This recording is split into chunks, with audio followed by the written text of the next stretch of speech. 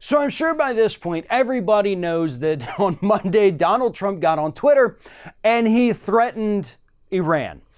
Here's specifically what he tweeted in case you didn't see it or haven't seen one of the million stories about it. Here's the tweet. To Iranian President Rouhani, never ever threaten the United States again or you will suffer consequences the likes of which few throughout history have ever suffered before. We are no longer a country that will stand for your demented words of violence and death. Be cautious. All right. So here's the thing. Obviously, this is not the first time Donald Trump has gotten on Twitter and threatened another country. He did it with North Korea. He's actually done it with Iran several times. Hell, he's even making enemies of our allies.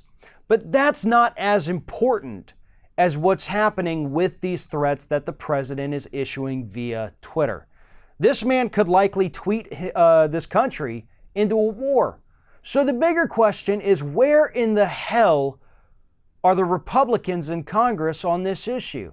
The answer is sitting quietly by and praying that Donald Trump tweets this country into a war. You see, Donald Trump is a loose cannon. Everybody knows that. That's not a surprise. The fact that he tweeted this out should not have surprised anyone.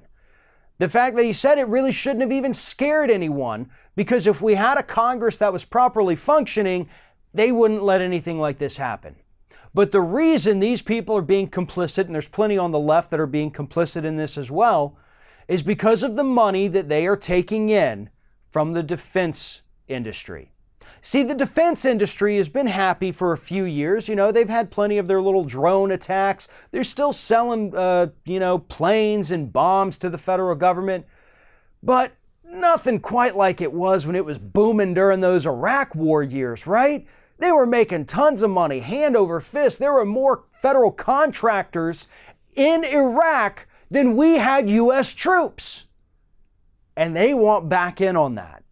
So, when Donald Trump tweets something stupid, as he's known to do, the question of why aren't the rest of the people in the government standing up and saying, can you not tweet us into a war? It's because they want it, because their corporate donors, their friends in the defense industry, are wanting them to shut the hell up, to see if we can start a new war for profit. CNN harps on this stuff all the time. Why? Because CNN is ready for another war. Donald Trump's not wrong when he says that CNN is suffering in the ratings. They have been, though, for, 15 years. Except when there's a war. I mean, last week, we had CNN hosts try to get their guests to declare that Russia had committed an act of war against the United States. They're ready for it. And it all goes back to those defense contractors who spend big money on CNN. And CNN likes to push war more than any other corporate media network.